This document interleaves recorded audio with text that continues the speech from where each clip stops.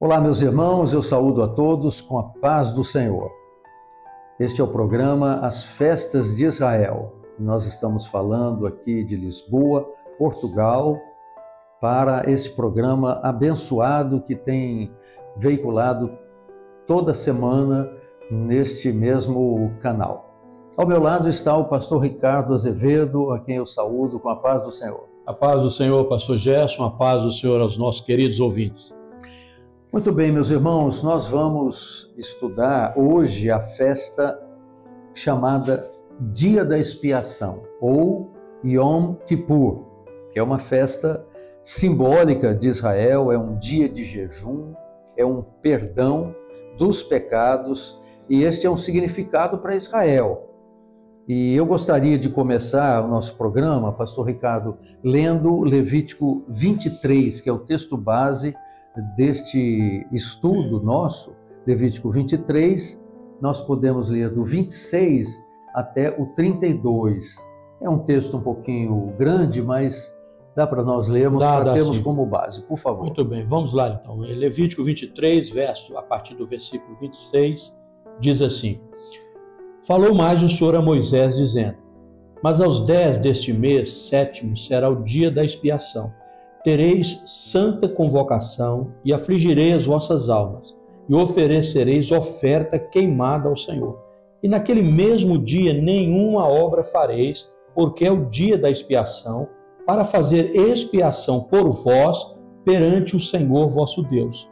Porque toda alma que naquele mesmo dia se não afligir, será extirpada do seu povo. Também toda alma que naquele mesmo dia fizer alguma obra, aquela alma eu destruirei do meio do seu povo. Nenhuma obra fareis. Estatuto perpétuo é pelas vossas gerações, em todas as vossas habitações. Sábado de descanso vos será. Então afligirei as vossas almas. Aos 9 do mês à tarde, de uma tarde a outra à tarde, celebrareis o vosso sábado. Desculpe. Muito bem, pastor Ricardo. Então, eu vou falar um pouquinho da parte histórica para que os irmãos tenham alguma informação sobre esse dia. É um dia celebrado até hoje em Israel, é conhecido por Yom Kippur, que é o dia da expiação, é o dia do perdão. E para Israel, pastor Ricardo e irmãos, é o dia mais solene das festas de Israel. Eles chamam do dia mais sagrado do calendário judaico. Eles param tudo, né? E fazem um jejum que nós vamos ver aqui. Quando ele é celebrado? Ele é celebrado no dia 10º do 7º mês do calendário hebraico, que é o mês de Tisri, que corresponde para nós o mês de setembro, outubro, mais ou menos. E as instruções de Deus para essa celebração estão aqui, né, nesse capítulo 23, mas eu gostaria de ler com os irmãos também em Levítico 16, que é o capítulo que fala exatamente sobre o dia da expiação. Vamos dar uma lidinha lá em Levítico 16, se você puder ler para nós. Versos 23, é isso mesmo, né? Verso 23 e depois do 26 ao... Levítico 23, eu vou dizer qual é a referência que você vai ler. Você pode ler o verso 12 e o verso 13, por favor. Não, primeiramente o verso 2, depois o 12 e o 13. Então vamos lá. Levítico 16, verso 2. Isso, então, verso 2. Disse, pois, o Senhor a Moisés: Dize a Arão, teu irmão, que não entre no santuário em todo o tempo, para dentro do véu, diante do propiciatório que está sobre a arca, para que não morra, porque eu apareço na nuvem sobre o propiciatório. Muito bem. Então, ainda na parte histórica, depois nós vamos aplicar esse versículo novamente, quando nós falamos de Hebreus, sim, que é a aplicação profética, certo? Mas os elementos principais era a aflição da alma, né? Jejum e arrependimento, uma santa convocação, toda a assembleia ela era convocada, e era um dia de descanso absoluto. absoluto. E tinha um sacrifício. Se os irmãos lerem nessas referências que estamos dando, os irmãos vão ver que tinha um novilho como oferta pelo pecado. Não podia faltar, né, pastor Gerson? Não, sacrifício. Não podia. Também tinha um bode pelo povo e também aquele bode emissário. Nós não temos tempo de abordar esses detalhes porque seria objeto de um outro estudo. Mas o sumo sacerdote, pastor Ricardo, eu quero voltar em Levítico 16, você leu o verso 2. O sumo sacerdote entrava uma vez por ano no lugar santíssimo, uma única vez por ano. Ele tinha que ter uma roupa adequada, na verdade, ele vestia aquela sobrepeliz e tinha algumas orientações para que ele entrasse no Santo dos Santos. Primeiro, ele tinha que fazer a expiação por si próprio. Depois pelo povo. E nunca sem sangue. Esse é o detalhe, nunca sem sangue. Nunca sem sangue. Então, daí a necessidade do sacrifício. Há algumas expressões, né, pastor Gerson, no Velho Testamento, só de ser citada, os irmãos, os ouvintes já sabem, né, já fazem logo nós vamos entrar, a conotação profética. Né? Não sem sangue, certamente os irmãos já ligaram isso. Já entenderam. Maravilha, né? Mas então, vamos lá. O Levítico 16:2 mostra uma conexão com Hebreus 10:19. Vamos abrir Hebreus 10:19. Gostaria de ler aqui para os irmãos. Diz assim: tendo, pois, irmãos, ousadia para entrar no santuário, pelo sangue de Jesus, pelo novo e vivo caminho que ele nos consagrou, pelo véu, isto é, pela sua carne, e tendo um grande sacerdote sobre a casa de Deus, cheguemo-nos com verdadeiro coração e inteira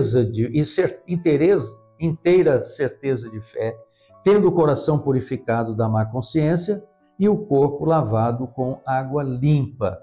Então aqui, pastor Ricardo, nós já entramos na parte profética do Yom Kippur, porque Jesus entrou uma vez, mas não foi uma vez por ano.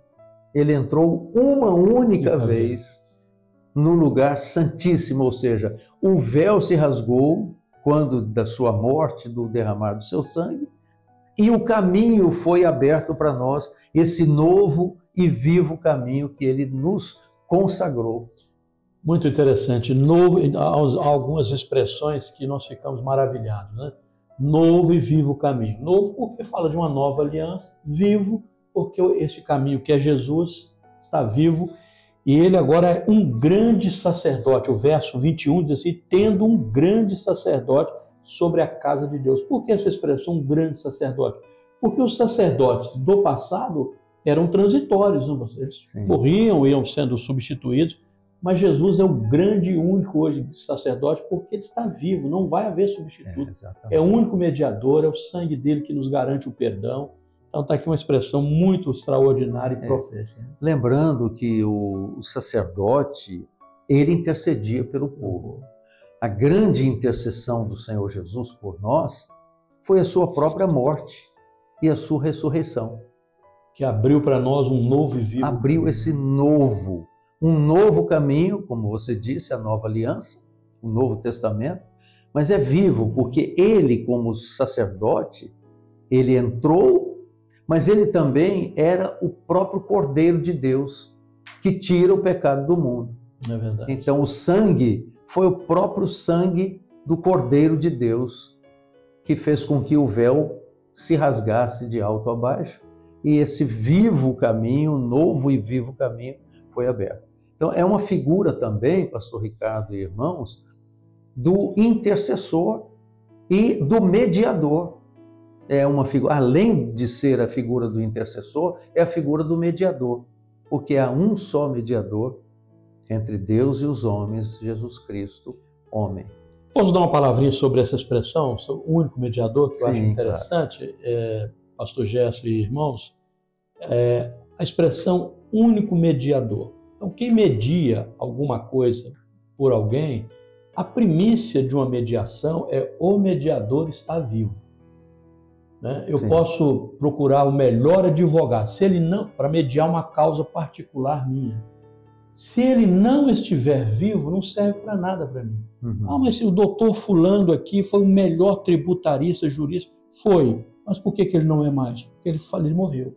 Agora, Jesus é o único mediador porque ele venceu a morte. Certo. A primícia da mediação é estar vivo, e ele estar vivo para mediar as nossas causas, né? Perdão. Então, eu acho muito interessante essa expressão. Único mediador, por quê? Porque ele é único. Porque é o único que venceu a morte. Que coisa maravilhosa.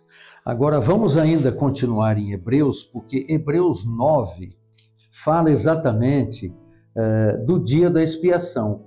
É um texto paralelo a Levítico 16. Então, o capítulo 9 de Hebreus tem vários detalhes em que, naquele dia, é muito interessante isso, porque Levítico fala e Hebreus também fala.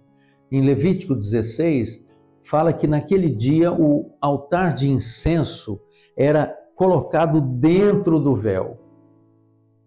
Por quê? Nós entendemos, imaginamos que era uma sala, né, onde estava a Arca da Aliança, e com aqueles pequenos incensários, eles não conseguiriam encher aquele lugar de fumaça. Por quê? Porque o sumo sacerdote não podia entrar e ver a arca a olho nu, ou seja, ali tinha que estar cheio daquela fumaça do incenso.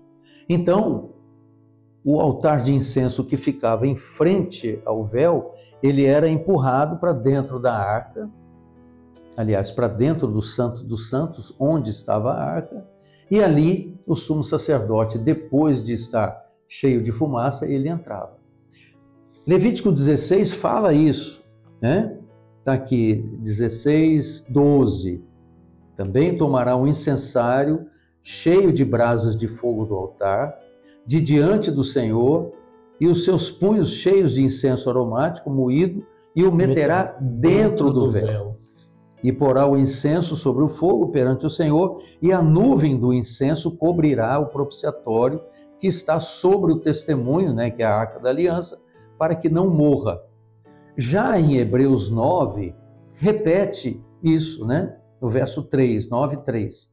Mas depois do segundo véu estava o tabernáculo, que se chama o Santo dos Santos, que tinha o incensário de ouro e a arca do concerto. Ou seja, nesse dia, o incensário, né, que é a mesa de incenso, o altar de incenso, era colocado dentro do Santíssimo, dentro do Santo dos Santos. Então tem essa informação interessante aqui em Hebreus 9, 7, vamos ler. Mas no segundo, só o sumo sacerdote, pode ler para nós. Mas no segundo, só o sumo sacerdote, uma vez no ano, não sem sangue, que oferecia por si mesmo e pelas culpas do povo.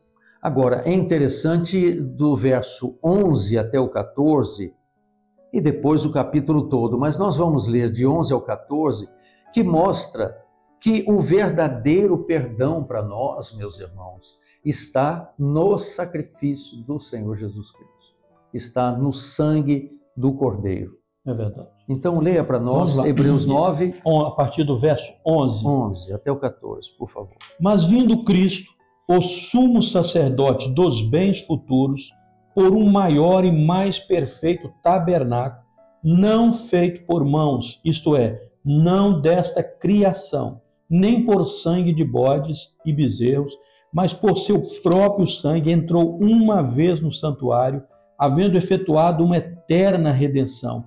Porque se o sangue dos touros e bodes e a cinza de uma novilha esparzida sobre os imundos o santifica quanto à purificação da carne, quanto mais o sangue de Cristo, que pelo Espírito eterno se ofereceu a si mesmo, imaculado a Deus, purificará as vossas consciências das obras mortas para servirdes ao Deus vivo.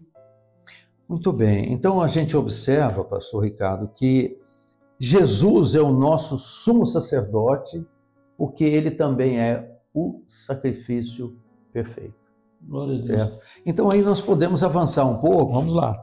E chegar à conclusão, né?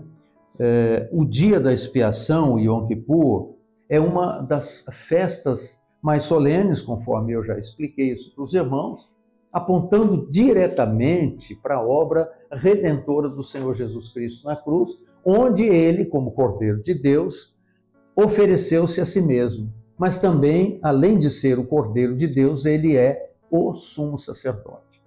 Então agora, na consumação dos séculos, uma vez por todas, o texto diz, né, em Hebreus 9, 26, se manifestou para aniquilar o pecado pelo sacrifício de si mesmo.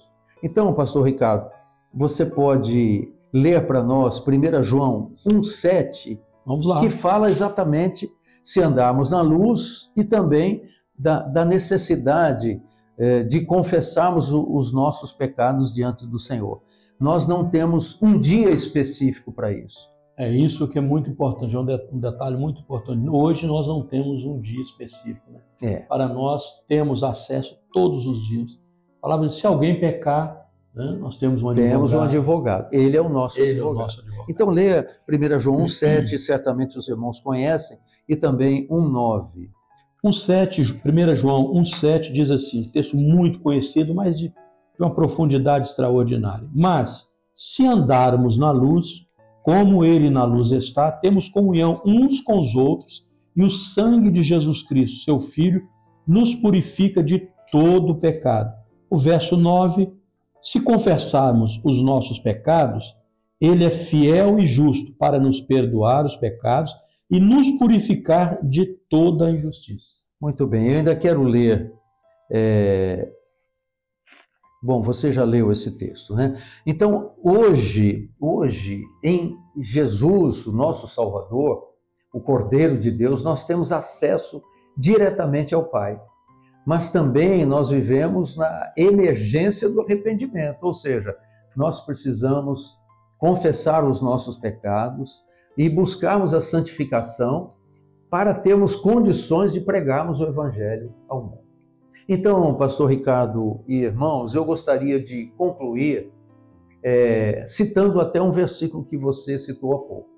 Se pecarmos, temos um advogado junto ao Pai. Um advogado que apresenta ao Pai, dizendo, eu já morri por esses pecados, eu já morri por esse pecador. Eu já paguei o preço desse pecado. Ele merece o perdão. E é isso que acontece conosco.